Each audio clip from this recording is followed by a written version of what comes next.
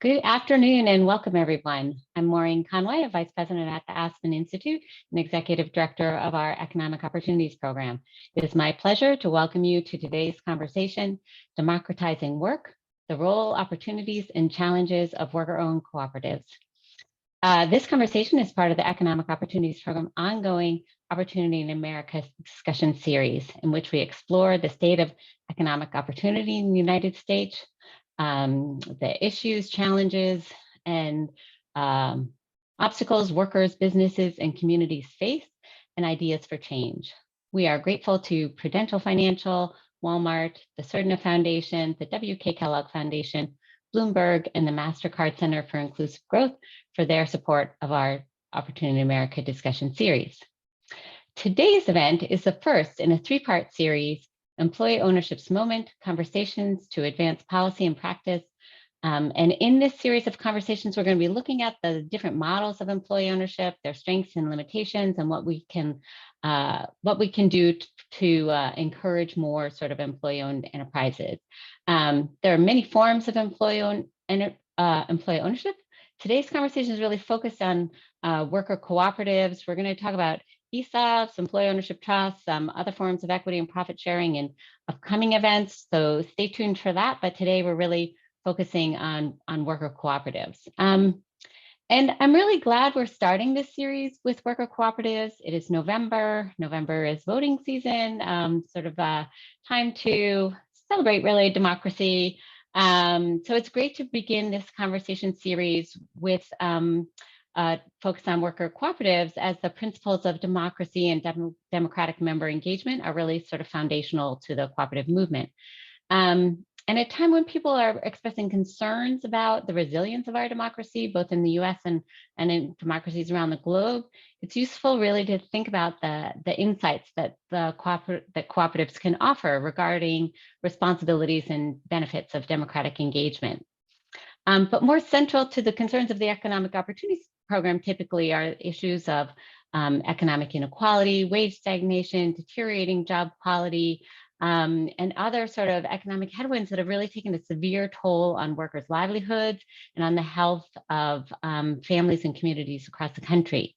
So these economic challenges, though, are really kind of connected in a way to these challenges of democracy. The tide of inequality and the concentration of wealth and power in the hands of a few really undermines people's faith in democracy and in institutions and in the government's ability to really advance the broad public interest rather than sort of the narrow so-called special interests.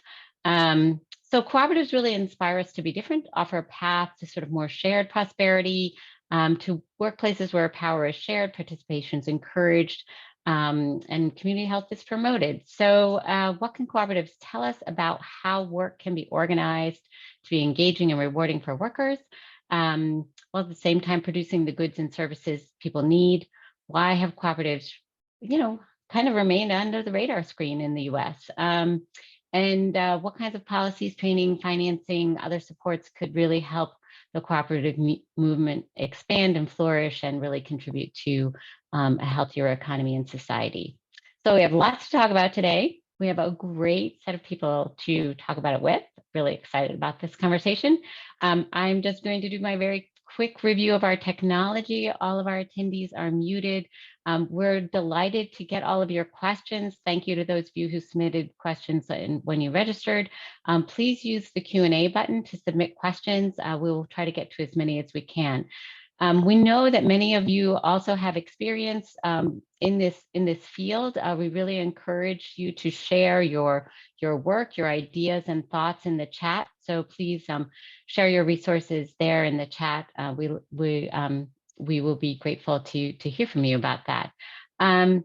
We always appreciate people's feedback on our events. At the end of this session, there'll be a feedback survey. Please do take a moment to fill it out. Let us know what you thought and how we can do better. We always are trying to do better. So really appreciate you giving us your feedback. We encourage you to also tweet about this conversation. Our hashtag is TalkOpportunity. If you have any technical issues, please put a note in the chat, or you can email us at eop.program@aspeninstitute.org.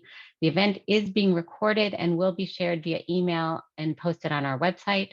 and closed captions are available. Please use the CC button at the bottom of your screen if you'd like to avail yourself of them. Okay, so that's that. Now, I am very sorry to say that JJ McCorvey is actually not joining us today. So you are unfortunately stuck with my face still staying on the screen here. But no worries, because we do have all of our amazing panelists. And let me do a quick sort of names to faces introductions of them. Their bios are on our website. I encourage you to take a look. They're amazing. But in the interest of time, I'm not going to read them to you. So with us today, we have Hilary Abel, co-founder and chief policy and impact officer at Project Equity, Sarah Chester, co-executive director of the Industrial Commons, Esteban Kelly, executive director of the U.S. Federation of Worker-Owned Co-ops, and Stacy Sutton, associate professor of urban planning and policy and director of applied research and strategic partnerships of the Social Justice Initiative at the University of Illinois, Chicago. You win the longest title. Thank you all so much for spending some time with us this afternoon. Really excited about this conversation. And let's just kind of jump in. And Esteban, I'm going to start with you to kind of tell us a little about the Federation of Worker-Owned Cooperatives and give us a little sort of lay of the land of worker-owned co-ops in the US. But also, it would be great to hear a little bit about what kind of moved your heart to kind of get you involved in worker co-ops. So yeah. Thanks so much, Maureen. Very excited to be in this conversation with this group of people. Of course, because we are the only national grassroots membership-based organization for worker-owned cooperative businesses and the nonprofits and some of the CDFIs that finance cooperative development, most of the people on the panel or many of the participants are actually my members. So it's always a funny thing to be describing what we're doing to our own members. So we have been around since 2004 to kind of steward the cooperative ecosystem and to really help to build one up, to remove barriers that are in the way, whether that's on the policy side or in terms of financing cooperatives, expansion and development, but also building some of that infrastructure out. So actually fostering technical assistance, education and training, leadership development, government relations, and working in coalition with people in movements for social, racial, and economic justice, or in coalitions actually with technical assistance partners who are really working to build out community economic development and workforce development, especially at the local level. We're also connected to a global and international community of other people involved in what's sometimes called the social solidarity economy. And in addition to being on the in leadership here with the Worker Co-op Federation, I also have the privilege of representing the U.S. on the international board of an organization called CCOPA, which is it's the International Association of Worker Co-ops. And I say that because it sort of represents the different kinds of relationships that we foster in a community of practice that is worldwide. There's millions of worker owners all around the world, and only thousands of them in the US. And so we have so much to learn from our colleagues overseas. And around the world, there's a lot of, I guess, differentiation in when were some of these different ecosystems formed? When did they come to maturity? What kind of sophistication do they have in different parts of the world? And what can we learn from the kind of support that they had working with government, working with philanthropy, working at the grassroots, working even with labor movements, other labor movements, especially unions, in building out the sort of robust ecosystems that we see in other parts of the world. So we're here to head that up here. I saw there was already a question in the Q&A about cooperative development, and that's one of our main roles, is that in a very complex and busy ecosystem, coast to coast, we want to make it a little easier for people to cut through all the noise and just find like a starting place, a clearinghouse to answer and collect basic questions and do some of that wayfinding. So all of those other organizations are members of the Worker Co-op Federation. We have a sister nonprofit called the Democracy at Work Institute. And so between the two of our organizations, we often do a lot of referrals out to other elements in the ecosystem and building out this work. To your other question about my own passion in this work, I think a lot of it is that I think about not only the scale of the problems that we're facing, and you can go as big as climate or as small as community economic development in a particular neighborhood, or even around issues of gender and race inside of families and communities. And I see cooperatives as a solution that's addressing problems. I mean, that's what we're talking about ultimately. It's a business form, it's a business model that has a long tradition, including in the United States, a tradition that goes back to the 19th century at least, and a way of addressing social problems by having people come together democratically, pooling their resources, pooling risk and sharing that, and also sharing reward together. And to me, that really lights a fire for me, because I get excited about the idea that democracy can be something that not only exists in the political sphere, but that we can actually taste economic democracy in our day-to-day lives. You know, I work with in my own cooperative and with our members who Monday through Friday, or for some of them who are open on the weekends as well, especially for the seasonal workers. And there's an opportunity to actually exercise democracy, to solve everyday problems in community with other people, and to approach work with dignity, to build out enterprises, which we've seen over the last couple hundred years are some of the most powerful tools we have to mobilize resources and to connect people economically. So what does it look like to actually put the power of enterprises in the hands of workers and everyday people in their communities, and then leverage them to address different kinds of political, social, or economic problems? So I think it's really helpful that cooperatives exist, especially in the US, in every possible industry. I mean, we're disproportionately in the service economy, the caring economy, healthcare, childcare, but we also are in every other part of the economy, from transportation to food production, business services, manufacturing. And so to me, I get really excited about the prospects for economic democracy and how we can address almost anything that we're facing, and things that interest and motivate other organizations and people around the country. Great, thank you so much, Esteban. And Hillary, let me come to you next. You have a long history with cooperatives, and maybe you can just tell us a little bit about how you came to found Project Equity, but also I know you've been doing research on different forms of cooperatives, and I think it'd be helpful if people had a little sense of, we're really kind of thinking a lot here about worker co-ops, but there's other kinds of co-ops, and sort of how situate worker co-ops within that broader sort of co-op movement. And of course, how did you find co-ops? I don't find, it's sort of unlike, I would say, unlike when I'm talk to people kind of around unions and things in the labor movement, and they had somebody in their family who was a union member and stuff.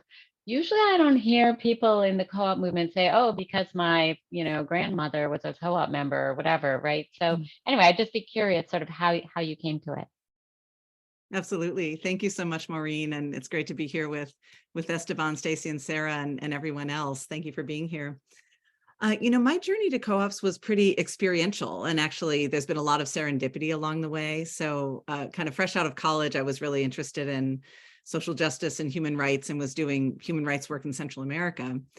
And that led me to becoming a worker owner at a worker co-op called Equal Exchange. And I really happened into it through Equal Exchange's interest in supporting peace in El Salvador after the Civil War ended, through buying coffee from cooperatives. And my passion became fair trade, but I became a worker owner at Equal Exchange. And that created an incredible, just kind of lifelong passion now for cooperatives. I got to sit on the board. I was a young 20-something, didn't know anything about business, but learned it on the job, got to sit on the board and learn from, the first impact investor ever. The Adrian Dominican sisters were on the board before the term impact investing existed. and my fellow worker owners. So personally, I found it very empowering. I also got to work with farmer co-ops in Latin America as part of my work at Equal Exchange, and I got to see the change that they made at a really large scale, which fueled that passion moving forward. But my direct work as a co-op developer and the precedent to Project Equity, the organization I co-founded in 2014, was about 10 years I spent as a co-op developer working with really low-income immigrant women from Mexico and Central America in the San Francisco Bay Area. And I'll just quickly say that one thing that really fueled my desire to start Project Equity and to be part of the growing movement to make worker cooperatives, cooperatives and other forms of employee ownership available to more workers in the US was that at Wages, when I was there, that organization is now called Prospera and continues doing great work. We were developing startup worker cooperatives, and the women workers in those companies, their individual incomes were doubling and tripling because they had full-time work, their hourly pay was better, they also had benefits for the first time. And we did really deep impact measurement. So we actually knew from factual data, actually their tax returns, for reasons I won't go into, we had a unique ability to really understand their family finances. And the first year we measured it, their family income had increased by 40%. The last year we measured it a few years later, it had increased by 80%. So what that told me was that the co-op development we were doing was really changing the economies of some of the lowest income and the folks with the most barriers to quality jobs in the United States. And that was really my driving passion for starting Project Equity and wanting to look at how this type of work could be scaled, if you will, and how more workers, especially low-wage workers, but also middle-wage workers, could be able to become part of really successful worker cooperatives. And at Project Equity, just very briefly, we decided to focus on converting existing longstanding successful small businesses to worker cooperatives and other forms of employee ownership because of the challenges of startups. And I had done startup work with co-ops for 10 years, and I still love that work and am really glad to see more of it and hoping to see more of it over time. But the conversions work has enabled us to do some things that we wouldn't have done through a startup strategy as a field. Both are incredibly important. So to wrap it up here, next year I'll be celebrating 20 years as a co-op developer. And I just have a huge desire, like I know we all do, to see this incredibly valuable but underappreciated and underutilized form of cooperatives used much more broadly and become a much bigger feature of our workplaces and our economy overall. And finally, Maureen, to your question about sort of other types of co-ops, I'll just briefly say, as people may know, there are consumer co-ops like the cooperative grocery store, as many of us know. There are consumer banks, consumer banks that are credit unions, essentially cooperatives. Our financial credit unions are financial cooperatives. So you can have consumer co-ops, worker co-ops, business-to-business cooperatives like Ace Hardware.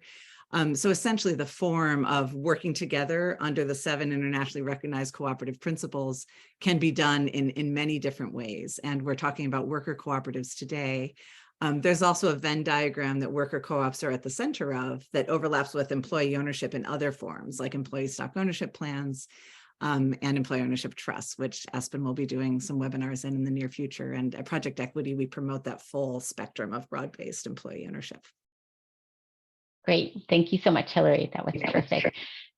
Stacy, I want to come to you. And I think, again, sort of a same question of like, we want to hear a little bit about your work, but also how you came to cooperatives. And, there's so much I feel like that people don't really understand about cooperatives, like that there's these different kinds with worker owner, purchaser, and so on. But also, I think you've done some really interesting work on the role cooperatives have played in the African American community as well. So maybe you could touch on that a bit also.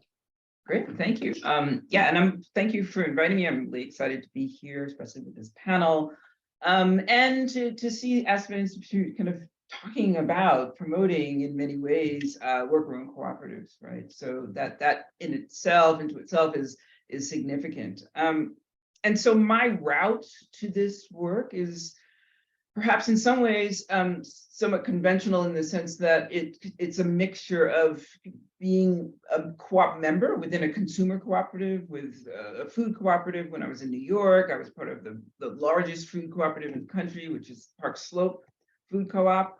But at that point, I didn't fully understand those distinctions that we're making between the consumer co-op and the worker co-op or producer co-op.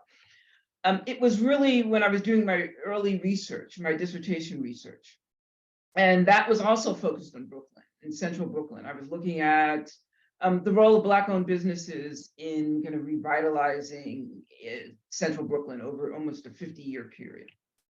But I wasn't interested, and people kept asking, well, what size of the business? How are they growing? Well, you know, really getting at that question of scale, and I wasn't really interested in that. I was interested in the collective action among the business owners and how they formed associations, how they came together, and what they were able to do collectively.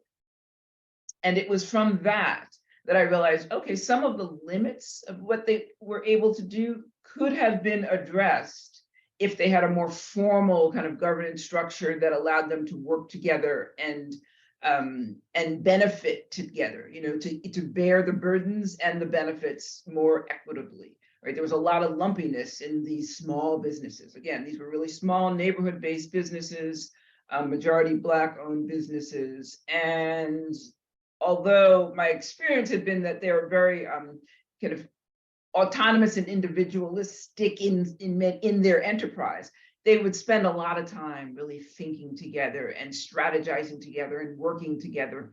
And so that experience led me to look for other models. And that experience as well led me to the literature, in which there is a rich literature on worker-owned cooperatives and cooperatives more broadly.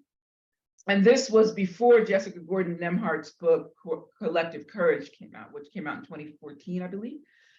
So that wasn't out. But once that hit and folks really started understanding, it's the first kind of economic history of cooperatives in Black communities across the United States. And it starts in the 18th century, actually, right? But with far more robust analysis starting in the 19th century all the way through, I think she gets as far as 2010. So I say all of that to say, my experience in terms of, and my passion, which is very place-based, right? I'm a professor of urban planning and policy, and I really think about the relationship between, you know, the organizational infrastructure of place, of neighborhoods, of the cities, and how especially marginalized communities, especially Black and brown communities, are experiencing, you know, the various policies and programs that are out there. And so cooperatives became this way, a lens for me to understand the dearth of policy and practice in the United States, right? And what could be, right? It became a space for imagining the potential for policy and more progressive policy and planning, as well as a space of opportunity that people were actually, even in lieu of some of the policies that exist, that may exist now, people were actually practicing this on the ground, right? It's a way of thinking about, it was a way of me thinking about like theorizing the social action on the ground, and the ways in which even the ways in which people, especially marginalized people, are able to utilize this formal structure to both get by and get ahead, right? And how we see it in other countries, how we see it in Latin America, we see it in Africa, we see it in Canada, we see it all over Europe, and yet in the United States, it's definitely ascendant now, but it's not where I imagine it could be. So my interest and deep passion around worker cooperatives comes from my understanding of them as part of an important social movement, a part of, you know, this solidarity economy movement that some of us describe as in this emergent movement. And so within Black and brown communities, it's been an important mechanism for, and I think Esteban touched on it, and even Hillary touched on it in terms of talking about Latin America, in a way for folks that may not be able to start an enterprise individually. They've been able to come together, and whether it's a formal cooperative or it's a collective, pool resources and collectively benefit. And so there are plenty of examples, and I can probably speak to more of them a bit later, but there are plenty of examples of that happening in very, very formal ways and more informally across the United States. Great, thank you. And that's a great lead-in, I think, to you, Sarah, because I'd love to hear you talk a little bit about how you came to cooperatives and the work of the Industrial Commons, but also sort of about how that connects to your sense of place. So and the work you do there. Yeah, absolutely. Thank you so much for having us. Very exciting to be a part of this conversation. Great, wonderful folks joining today. So I'm in Morganton, North Carolina, which you've probably never heard of. If you have, you get a gold star. We are in the foothills of the mountains below Asheville. Community, our county is about 90,000 people. And this is where I grew up, and my fellow co-executive director, Molly Hemstreet, also grew up here, and we were both fortunate to go off to school and came back to our small town. And when we were growing up here in Morganton, we were really doing very well. We were on like Reader's Digest list of the top 10 places to live, and it was just a great, wonderful community to grow up in. The community that we came back to after college looked quite different due to a lot of the offshoring that was happening. We're a very large manufacturing community, so 1 in 3 people here still work in manufacturing. And there was a stretch of just a couple years where our MSA lost over 40,000 jobs. And so at the height of the recession, we were up to about 17% unemployment and just really devastated. A lot of the factories that had 800, 900 employees would kind of just close down overnight. And so people, not just one person, but like entire families were out of work. And when I first moved back to our community, I was working in our county's economic development office and getting to bring a lot of jobs to the community, but also just got a deep understanding of how kind of the traditional system of economic development to go out and compete with the county beside you for a project, I think is just kind of fundamentally broken in many ways. And so we would see companies move in, and then a few years later they were moving out and just creating a lot of instability for the people that live here. And so we really wanted to do something, different. We wanted to have a place where wealth was really truly rooted locally. And so Molly had started the first co-op in our ecosystem, Opportunity Threads, in 2008, and we started building off of that.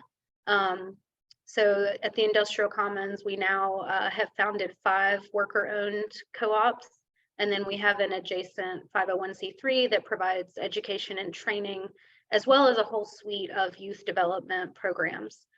So we're really starting co-ops to create quality jobs here, working with other businesses in the region and in the manufacturing sector to support other frontline workers, and then building the programs and infrastructure that make them successful.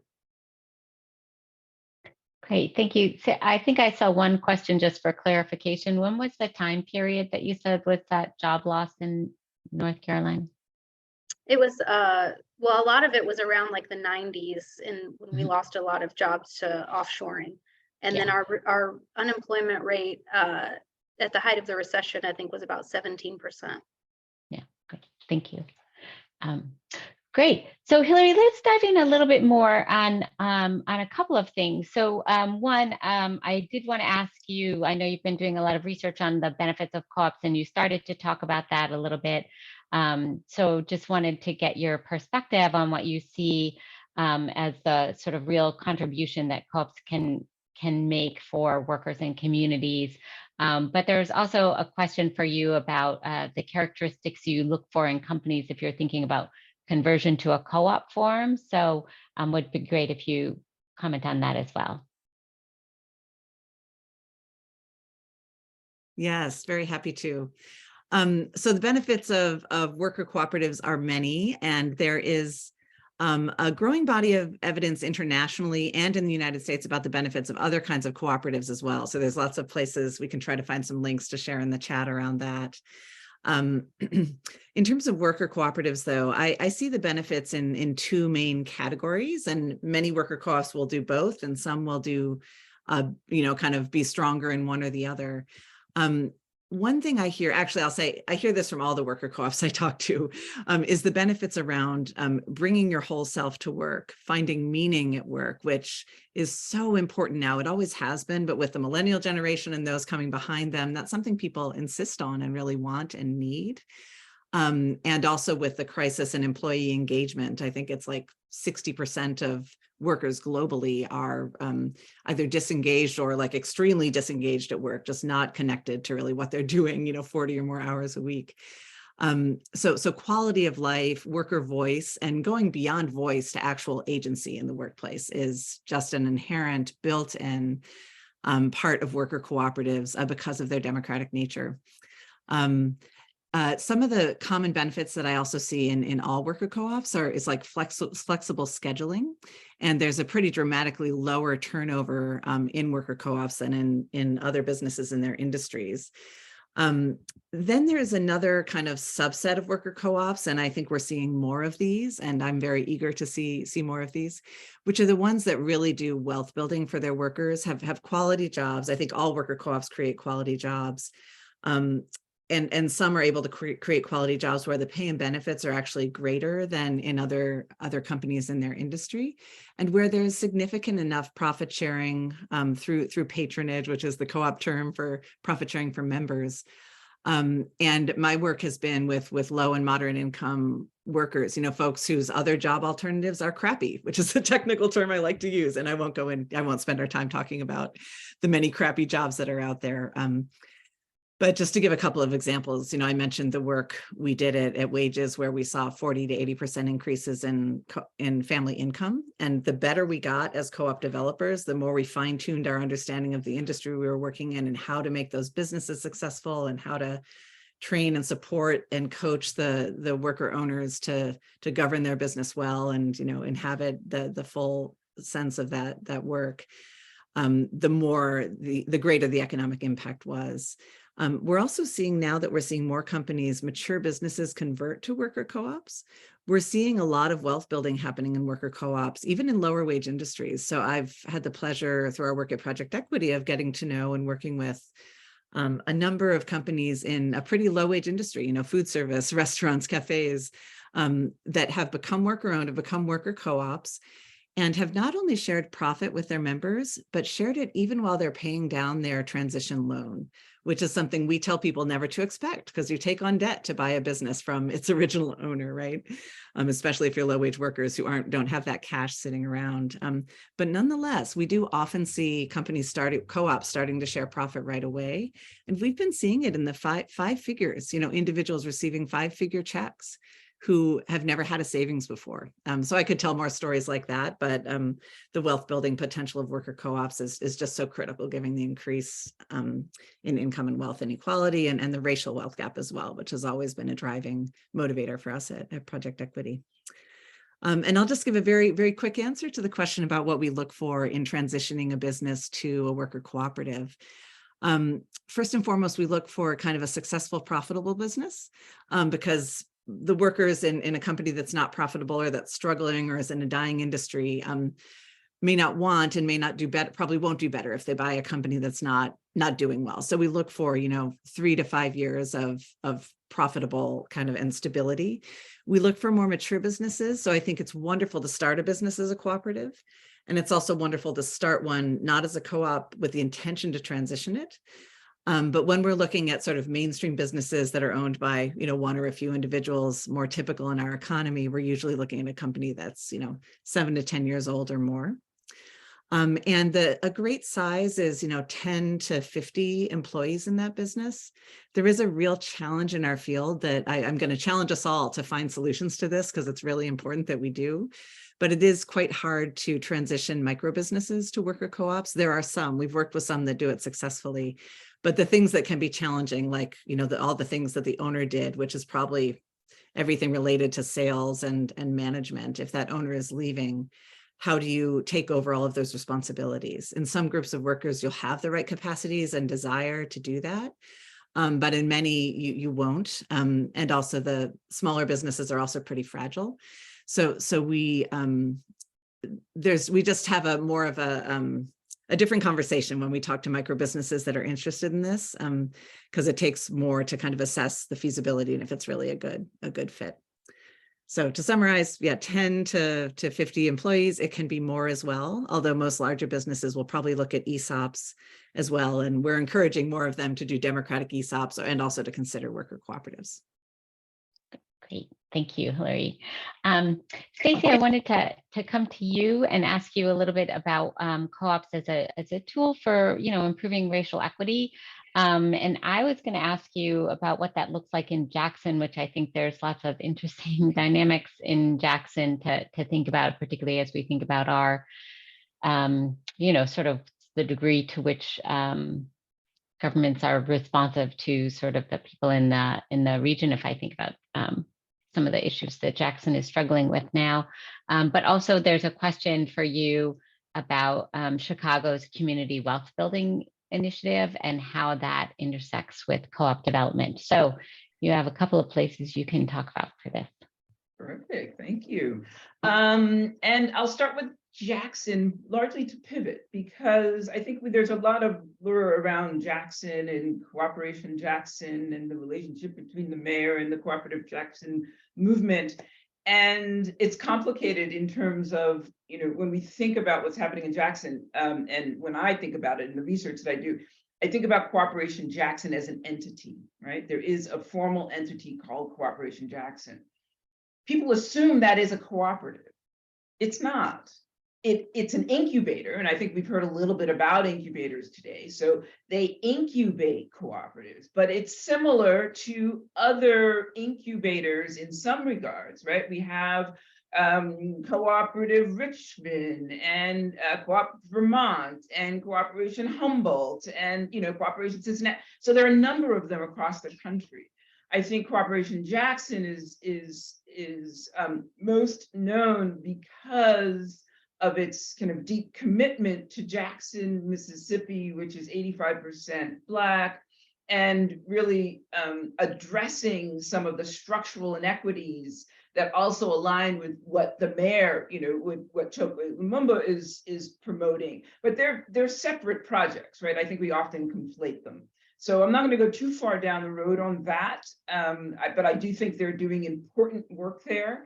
And they're very intentional in terms of not just starting worker-owned cooperatives, but they also have a land program, community land trusts. They also are doing urban farming. They're also doing mutual aid. They're also doing housing, right? So in that regard, it's an ecosystem. And that's important for me. And the reason I study it is because the work that I'm doing, Real Black Utopias, is looking at these ecosystems, how it's not just a worker cooperative. And I think this is important in terms of when we think about place. I was able to identify, I would say, or I'm focusing on, I would say 8 to 12, and they all are cities, right? All of them have Black-centered worker-owned cooperatives. I use that as the primary criteria because my hypothesis is that if there's a worker cooperative there, there's some ecosystem. These things don't just emerge, right? Like there's some kind of infrastructure that's supporting them. And as I dug, I could find that. And that's what I'm interested in terms of the broader ecosystem that undergirds these Black-led, Black-centered worker-owned cooperatives and all of those mechanisms. So I'll put that on one side. So there are a number of them across the country, not just Jackson, but Jackson is an interesting and important case. In terms of what's happening in Chicago, and I've been very active in the community wealth building initiative that was recently launched here. And we're very proud to say that the city, using ARPA funds, allocated $15 million to community wealth building. And over the last 2 years, there's a small group of us, about 15 of us, that are part of an advisory committee working with the Mayor's Office of Economic and Racial Justice to define community wealth building, because it could mean a lot of things to different people. And we were very kind of adamant that community wealth building in Chicago focus on collectively owned, community controlled, or democratically controlled community assets, right? Not just another program that focuses on kind of Black capitalism, Latinx capitalism. That is, we were adamant that we really have to put co-ops at the center. So these $15 million are to build out our kind of already existing, but really build the capacity of the landscape here in Chicago, focusing on worker-owned cooperatives, housing cooperatives, community land trusts, and CIVs, or commercial investment vehicles that are democratically controlled.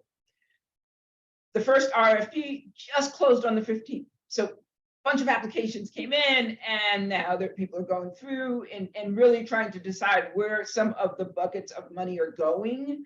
There are 3 phases to this initiative. This was phase 1. And phase 1 was explicitly focused on the ecosystem. Do we have enough people to hold this work? Do we have enough co-op incubators, technical assistance providers, accountants, everything from those kind of professional services to the work that needs to happen in terms of the convening and organizing and connecting that needs to happen. And so the first group bucket of resources going to that. The next bucket is really going to pipeline projects, small cooperatives that are either that just started or are trying to start. They're putting a bunch of money, a few $1 million into small grants to those. And then the last bucket is really for slightly larger cooperatives. And I guess our kind of theory of change is by investing in these various mechanisms over time, like over the next 2 to 3 years, that our capacity here in Chicago will have increased exponentially. And it will not be a city program that will hold this together. If we do it correctly, even if this is a one-time infusion, we will have a kind of more robust landscape, far more robust than what we began with. And so we'll be able to hold that work going forward. We're also bringing together, philanthropy and others, but this infusion of public dollars is really important to catalyze a lot of that. Great, thank you. And it's great to hear about ARPA money being spent so well. Sarah, let's come to you and let's build on this sort of theme about cooperatives in place and sort of how you think of some of the benefits. And in particular, I would like you to comment also on how the cooperatives kind of influence business practices, ideas about civic engagement. And because you are actually one of our job quality fellows, I would like you to talk about sort of some how it influences job quality in your region. Yeah, absolutely. So I think the first co-op that was started in our ecosystem was really just like a proof of concept, because to some of the points earlier, I think Hillary was making, a lot of people in the United States just don't even know what they are, understand them. And so having that test case to bring people and tour and say, look, it works, was huge. And then particularly to be able to prove to people that it can be done at scale. And in manufacturing, I think the slice of the co-ops in the US, Esteban probably has the exact number and data, but the slice of the worker-owned co-ops in the US that are in the manufacturing sector is very small. And so that co-op now is up to about 60 employees. And so to be able to show co-ops at scale, I think has been really helpful in terms of just showing people here in our region that it can be done, and that it can be done in a rural area has been really helpful. I think the other thing that we've seen is that it's allowed us to have this infrastructure to bring businesses together, to work together to solve bigger problems. So one of our co-ops is a circular economy co-op. So they're aggregating and collecting textile waste throughout the region and then transforming it back into a raw material. So it's coming from the factory floor and then going right back into the factory as a raw material, which is a huge positive on the environmental side in terms of our values for the manufacturing sector, but not something that any one individual business would have taken on in our region, but we were able to drive it through those cooperative principles. You know, not everybody that's a part of that project is a co-op, but through those core cooperative principles of just finding a problem and working as a group to solve it, we've been able to tackle some bigger issues in our community and really in our region. And then we are seeing, to your question, Maureen, a lot of businesses start to shift their conversation on job quality because of the work we're doing in the region, which is great. A lot of the co-ops we've started, there's no turnover, people don't leave. And so during this time right now of, you know, people kind of voting with their feet where they want to be day to day, other businesses are coming to us and they're, you know, knocking on our door and saying, what's going on in there that nobody ever wants to leave. So it's really given us a platform and the fellowship too, Maureen, has given us a platform to really frame this conversation around job quality and just the place where we are in the South. We have to start, you know, soft with that conversation, but it usually leads to great things. And so we're excited about how we're kind of gently moving companies along that continuum. And a lot of the businesses we're working with in the broader ecosystem, we hope will convert at some point to employee ownership. But the start of that conversation with them right now is really just around increasing job quality and just starting to open their eyes to seeing workers as the potential for having more voice and agency. And then just touching on civic engagement, everyone in our co-ops, we really encourage them to serve in the community in different ways. And so we have folks on the planning board and the zoning commission and Parks and Rec and our community college board of directors. And I think they're learning those democratic principles and learning leadership in the workplace day to day. And so then they do have a true hunger to go out and exhibit that in the community. And it's just amazing to see, you know, these frontline guys that are like running machines serving on boards in our community alongside, you know, being a small community, it's typically the who's who that's on boards like that. And so to see them have a seat at the table has been really inspiring. Yeah, that's great. I love that. Thank you. I love how you're talking about the sort of infusing principles into other parts of life, even if it's not, you know, making them cooperatives right away. And, you know, that's a perfect expression of sort of building that democracy, to have people who are included in these decision-making bodies who usually wouldn't be. So that's really great. I really appreciate that. Esteban, let's come to you.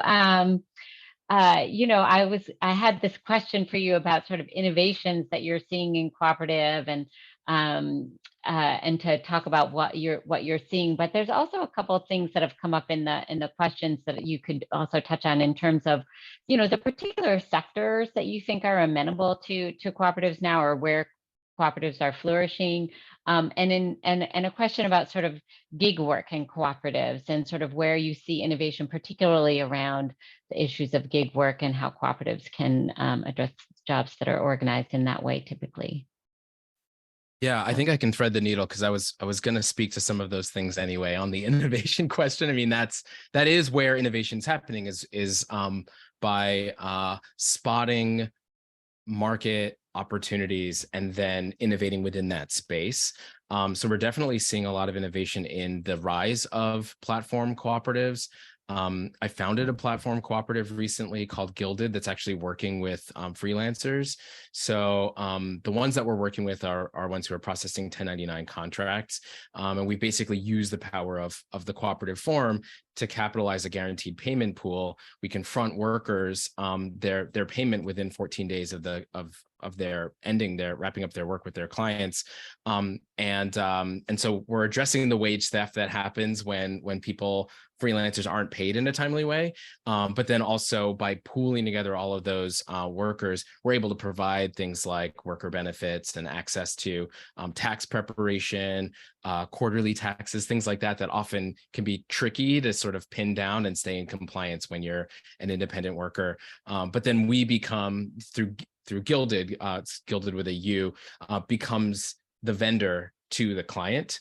So it's easier to have timely, reliable tracking of invoicing and collection and all that stuff. And so we're using a platform to have a dashboard where the freelance users can actually track their progress on their clients and things like that. So we're within a broad community. I advise the Platform Cooperatives Consortium along with a dozen other leaders in the cooperative space. There's definitely interest in things like the Drivers Co-op that launched in New York initially, and then is looking at expanding to other markets around the country, and really to be a competitor to platforms like Lyft and Uber, but one that's actually owned by the drivers as well as the staff who are powering the cooperative. Which brings me to the other innovation, which is around multi-stakeholder co-ops, just the idea that it's really a 20th century idea that there's these individual kinds of stakeholders and you build a cooperative around that. I think what we're seeing a lot more of now is ways of using the cooperative model to pull together different stakeholders. And that could be employees, that could be investors even, as stakeholders. We do a lot of work with community-based organizations as a model of cooperative development. So they might be doing a lot of work in immigrant communities, or they might be doing work around sustainable food systems. And then the way that they're going about that work is by developing cooperatives on the ground. They might actually sit on the board or incubate cooperatives before they later on spin off. So there's a lot of space there for absorbing capital from investors, working in partnership with local governments, with philanthropy, community-based organizations. Sometimes the other businesses within the supply chain can be involved as an investor or a stakeholder in a multi-stakeholder co-op. So there's a lot of innovation happening there.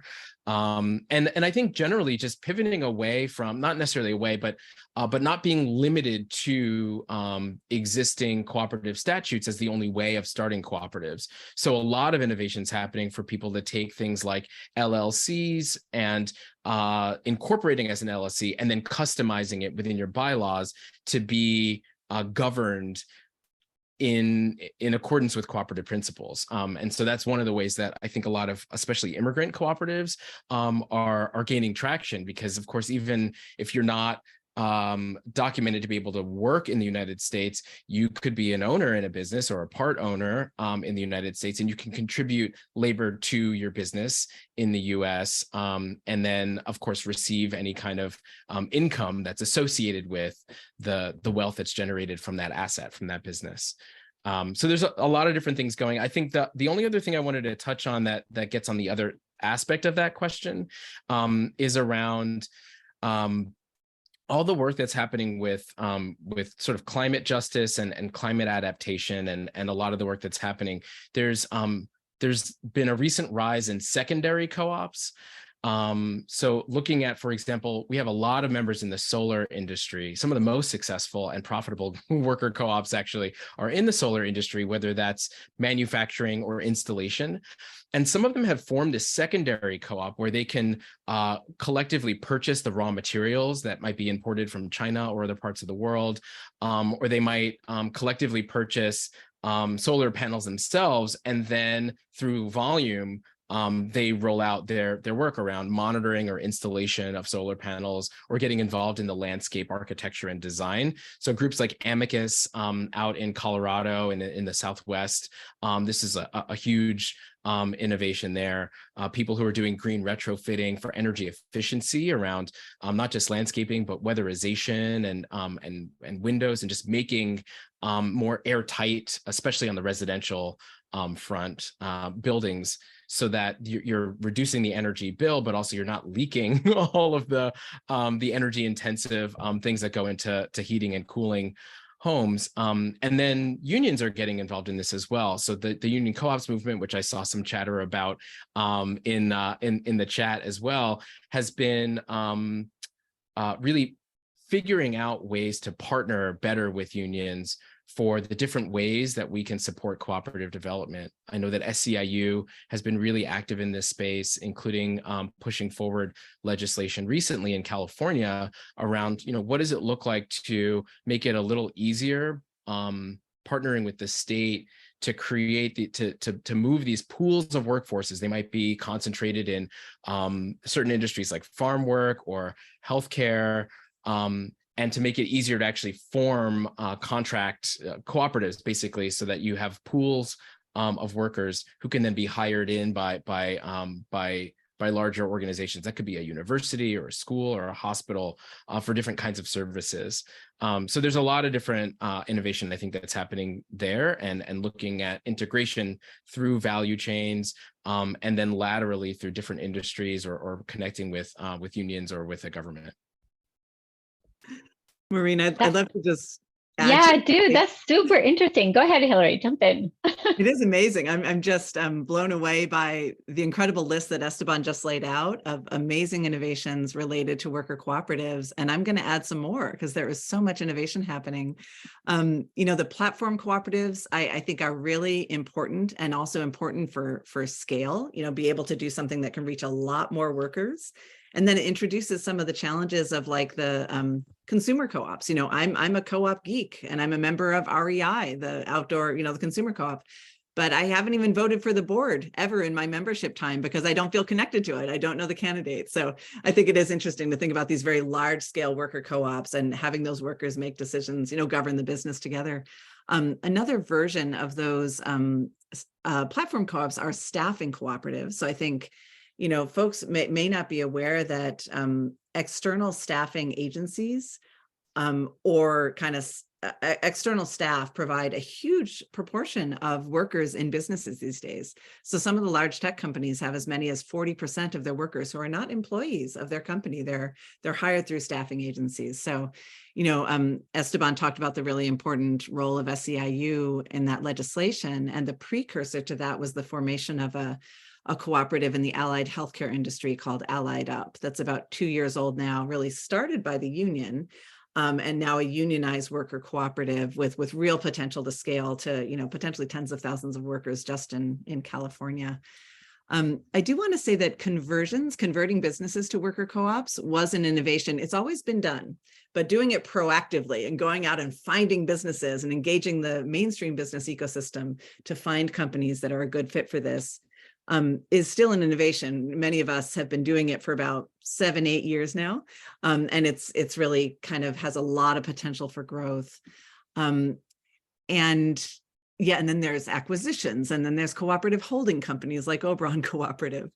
And just finally, I'll say that, the work that Stacy described so eloquently, about a half hour ago about the ecosystem work in Chicago is also, I think, a really important edge of the innovation around this work, working around ecosystems in place, and also, the industrial commons example.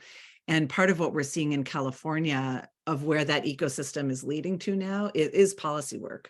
So we have a coalition called Worker Owned Recovery California that is really led and founded and mostly populated by the worker co-op advocates in California. And we passed a law with SEIU, has been a huge help. We passed the California Employee Ownership Act last year. So I think the worker co-op field and Esteban's organization, all of our organization, the US Federation, also has a wonderful policy director, Mo Mankling, and is doing a lot around policy. So that feels like an innovation too. It's always been there as a need and an opportunity, but I think as a field, we're starting to convene around policy opportunities as well. Yeah, great.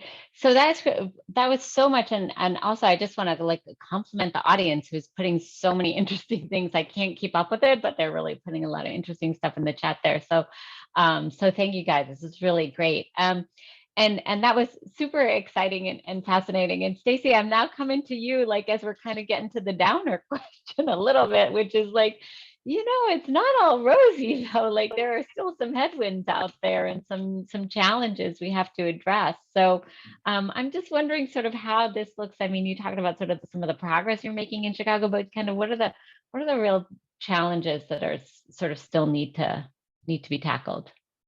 There are many. Yeah, I mean, I guess before I answer this specific, I mean, and there are some specific challenges. I think the biggest, I would argue, has to do with public awareness, right? In terms of normalizing collective ownership, normalizing cooperatives, normalizing democratic participation within the economy, right? We think of democracy as when we enter the voting booth, but democracy within our workplaces, we're less accustomed to thinking about it in that context. So the degree to which we are doing this work, promoting the work, building the infrastructure / ecosystems, that is still a challenge in a lot of places. Every place doesn't have all that they need to really hold the worker cooperatives. But I think we're doing a better job of networking through U.S. Federation of Worker Cooperatives. There are networks of doing this work. But I just want to add something, because the term scaling has come up many, many times. And I think I don't want to let this go by, in the sense that all enterprises don't need to be scaled, right? Everything doesn't need to be large. If we think about one of the most vibrant cooperative economies in the world, it's in Italy, right? The Emilia-Romagna region. We often talk about the Mondragon and the Basque region, right? Because it's a huge cooperative, and that kind of aligns with the American logic in terms of capitalist, pro-growth logic. Whereas in Italy, there are a lot of small cooperatives, not necessarily tiny. Some are tiny, some are medium sized, but they make up 2/3 of the economy in that region. That's huge. Or at least 2/3 of all residents are part of those cooperatives. And I think I overstated. 2/3 of residents are part of those cooperatives, and about 1/3 of the economy comes from that cooperative landscape. So scaling is important, and perhaps in certain industries, but that's not the only way to have a vibrant kind of cooperative landscape. You can be a small enterprise, not everything. And when we think about non-cooperative, think about conventional businesses, many of them don't work. Many of them don't succeed. Many don't reach scale, right? And that is, just to bring it full circle, when I was doing my research, that's what I was in conversation with some behavioral economists, and they were befuddled by this notion that these entrepreneurs in this area of Brooklyn that was called like the Black Fashion District, that they actually wanted to remain small. They were comfortable doing the work that they were doing in community and in the various industries. They didn't have this aspiration to be the largest. And while that's befuddling to, I guess, a conventional economist, it wasn't to me, because what they're doing, their passion for their work, their passion for community, actually had bounds, right? We don't vote for REI. I too am a member, because we don't know who's, we just purchase. We become just the purchasers, even though we're members, because it's so large. And again, so I'm just putting that out there, because what's happening in Chicago is the kind of hopefully shoring up of all of these really relatively small, but super powerful, it's super important work around cooperatives, right? And they're getting national attention. Shy Fresh Kitchen, which is a workaround cooperative started by 5 Black formerly incarcerated women, that it's gotten national attention for the work that they're doing, right? And now they've brought on a new worker owner and so forth. It's small, but how important is that, to have a place where 5 formerly incarcerated folk can own their own enterprise? They're now making, I think they're up to $30 an hour, right? Where they wouldn't be hired in other enterprises. It doesn't have to be a huge behemoth, right? So yeah, I'll just end there. That I think part of the challenge is changing our logic in terms of what success means. So when we promote these, we're promoting both the possibility and the importance of them, the ones that are small and the ones that are. Yeah, that's really, I love that. And I want to do a little follow up with you, because so the thing that's in my head is sort of, is it size or is it culture? And the reason I say that is because I'm thinking, so I'm a REI member too, and I of course have also not voted, and I see people in the audience are the same, like none of us vote for this, right?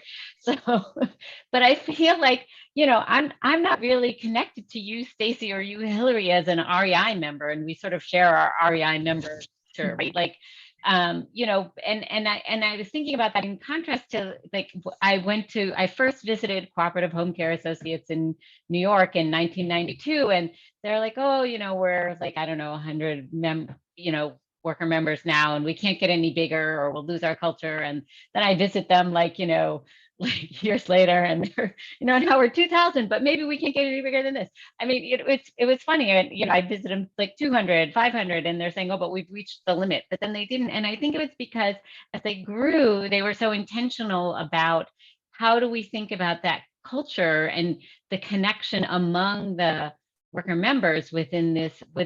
So I'm just kind of thinking about the role of culture in terms of the growth of cooperatives, and also sort of how people are thinking about the influence of cooperatives in their region. And then just another bit of follow-up for you on that. So Stacy, I was hoping you could comment on the culture aspect, but also there was a question about policymaker engagement, sort of like, how do you engage kind of the mainstream policymakers in supporting cooperatives? And I was thinking there might be something that connects to your original point of just needing to raise awareness around this, but would love to hear your thoughts on that. I think Sarah raised her hand as well, in terms of, I imagine you want to respond to the culture, but that's important. I think you're spot on in terms of how do you maintain culture, and that is a question that I think all enterprises have as they try to grow and just sustain themselves, right? Is it the size or the culture? And they go together in many ways, right? They're not coterminous, but they're aligned. As you have to be very intentional in terms of maintaining that culture. We learn that a lot from tech industry, right? In terms of what that means and how much can we proliferate and expand and still maintain the elements that are important. We're seeing now, I think it's what is it called? Somebody help me. In New York, the kind of franchise, there's a franchise cleaning. Brightly, yeah, they're actually on our board. Thank you. Yeah. Okay. You want to speak to them? Because that's a way in which they're expanding but trying to maintain that local culture. So it's definitely possible. I just think the pro-growth logic that it does, it obfuscates that. Like, it's just like, let's just grow what's important is, more revenue. I think the challenge is even deeper than that, which is we feel acutely, which is that the smaller the project is, the less attractive it is for anyone to go in and do the business of supporting them. I mean, this model, we don't have the government support we need for cooperative development generally. And then most of our members who do cooperative development, I mean, you're looking at firms that have got to have at least 15, maybe 20 people. And even those are considered too small to be worthwhile unless they're in an industry that's got a high enough margin. And so we're the ones left, answering the phone or responding to the email and coaching along. And it's like, where are the subsidies for that, whether that's philanthropically or from the government? Because there are, I will tell you, I mean, you're even seeing in the chat that people are like, hey, I'm actually trying to start a small thing. I'm trying to start my own. Who is there to support them, right? Like, so that's the challenge that we face right now, which is a much bigger, I think, than like a philosophical disposition to, are we supporting large or small or franchise, or, what does that vision actually look like? It's something that's very technical. And I think beyond the general resources of groups like what we offer at the Worker Co-op Federation, there is this question of co-op professionals that finding a lawyer in your state or jurisdiction that can help you with your incorporation and that isn't spooked by the cooperative model, finding an accountant that can actually work with you. I mean, we are hitting the last of all the accountants that we've referred people to are like, we're full, we can't work with more, right? So now we're facing a challenge where the field is growing, it is outpacing our capacity to be training cooperative lawyers and accountants. Being able to connect those dots and to actually say, well, who is in a position to plan, to make sure that we are building up that next cohort. We can do our job of building up leaders from within cooperatives or advising, these are the kinds of projects or these are the kinds of fields where there is more need or where innovation needs to happen. But that's a bigger kind of question. And it's only really in spaces like this where we can come together to start to figure out, like, what's it going to take to get over that hump.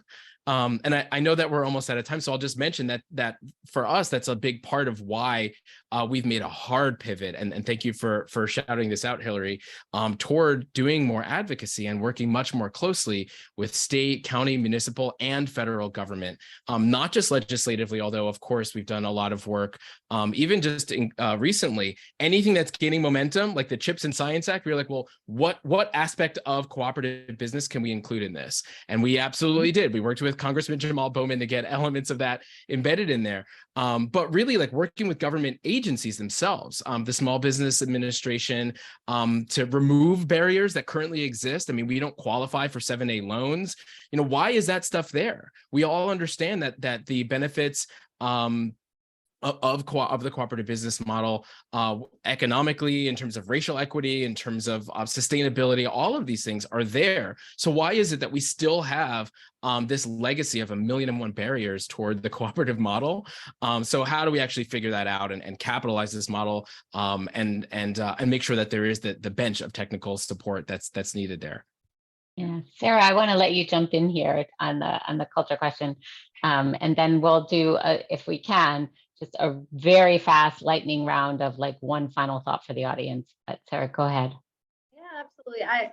I couldn't agree more with you, Dr. Sutton. I think being on the ground here in the factory every day, like when you get to this certain size, you see it start to like erode the culture. And I think that's part of the benefit of having this ecosystem like we're building out. We often find ways for, instead of getting co-ops bigger, we look to start the next one. So our first 3 co-ops that we started all were struggling finding good bookkeepers. So we just started a bookkeeping co-op. So I think that's the advantage, again, of being in place. And then I think to your point, Esteban, about like, where's the support for the co-ops? I think that's where we've seen our strategy of layering sector and place has been really helpful, because if you can go deep in a sector and in a place, then you've got the sectoral expertise to help make the co-op profitable and successful, on top of being able to go deep in place. So I think just amazing thoughts everybody's sharing. So exciting to hear everybody's conversation. Yeah, great. So, okay, so we're going to do one last, 30 seconds. What's either something you didn't get a chance to say that you were really hoping you would get a chance to say, or just one final thought that you want to leave our amazing audience with. And Sarah, I'm going to start with you. Great. I think just the particular difficulty of doing this work in the South. And so if there are folks on the call that are interested in talking about that with us, I think there's just a real lack of consciousness in the South where, there has been no real, unfortunately, not a lot of union presence, and just being some of the least unionized places in the country. So I think if there are people on the call that want to talk about that, please reach out, and happy to talk about doing this work in the rural South. Excellent. Great. Stacey. Sure. I think the last thing I want to say is just somewhat redundant in that the ecosystem, I can't really emphasize enough the importance of the various elements and really investing not just in the cooperatives, but that bench that Esteban mentioned. A lot of the resources that are coming from the city, we were very intentional in saying we have to build Chicago's bench. There's a lot happening, but we want to strengthen the bench. We want to introduce this to more people so that they can build their capacity, whether it's in cooperative lawyering or accounting or co-op development, whatever it is. More people, that idea of public awareness is important, because it allows people to kind of both learn the technical skills, but also if they're not involved in it, at least they know this is a thing, right? They know that this is possible.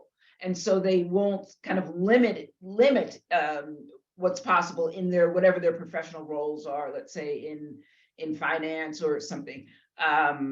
yeah, I think that's important, to really thinking about how we are building and incorporating more people into this work in whatever element. It doesn't mean you have to be a worker owner. Okay, I love that. Sort of it takes a system and thinking interdisciplinary. Hillary. Yeah, I love that. One thing that everyone can do to create more co-ops, and we need more small co-ops, we need more medium, we need more large, we need all of that, is get involved in advocacy for cooperatives. And we see three things we'd like. We work with local governments, and we're working with state and federal, as many of us here are, to do. One is raise awareness, use the engines of government and funding from government to raise awareness. To fund technical assistance and fund cooperative development. We need a more robust co-op development sector with the ability to do high-touch co-op development as well as less intensive co-op development. And then also just embed this into all of the things that government does for businesses, remove barriers to co-ops. And I think to be successful in our advocacy work, it's great that we're collaborating with other forms of employee ownership, with the ESOP community, which is much bigger than the worker co-op community, and with the cooperative community, which is much bigger than the worker co-op community. So I'll leave you with that. Thank you. Esteban, last word.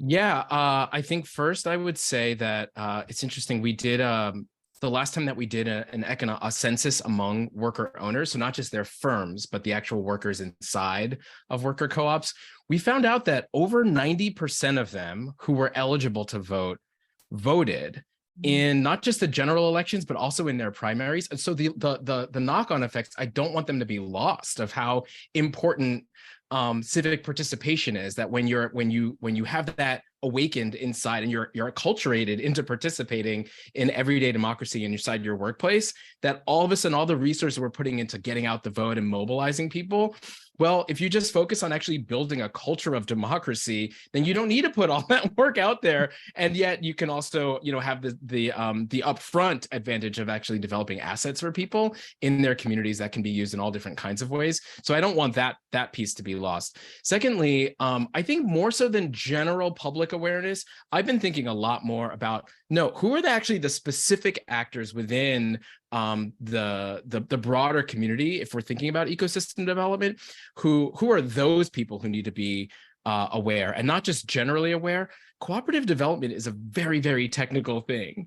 And so it really takes having, program officers in foundations, people who are embedded in, I think, especially city government, but even the small business development centers, there's thousands of them all over the country. And the extent to which they're just really unfamiliar with these processes.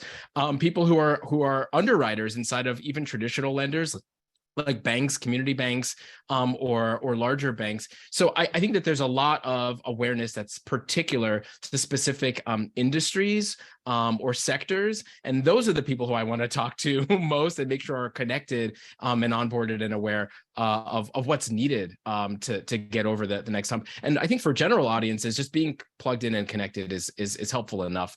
Following groups like people on this panel on social media, subscribing to newsletters and things like that, because those opportunities for mobilization, like Hillary's saying, you're not going to know about them without being connected to what's the latest happening inside of the cooperative movement. Great. Thank you all so much. Thank you, Stacy, Sarah, Hillary, Esteban. This has been just an amazing, fantastic conversation. Thank you so much to this audience. What a tremendous participation. Really appreciate everybody's comments and questions and enthusiasm for this conversation. Want to give a huge shout out to my colleagues, Tony Mastria and Matt Helmer, who are just like the brains behind this whole operation, honestly. And and I, again, want to encourage everybody to please fill out our feedback survey. We really love to hear from you. So please take a moment to fill that out before you go, and let us know what you think. We will be doing more on employee ownership, so please stay tuned. And thanks everybody for joining us today. Bye-bye.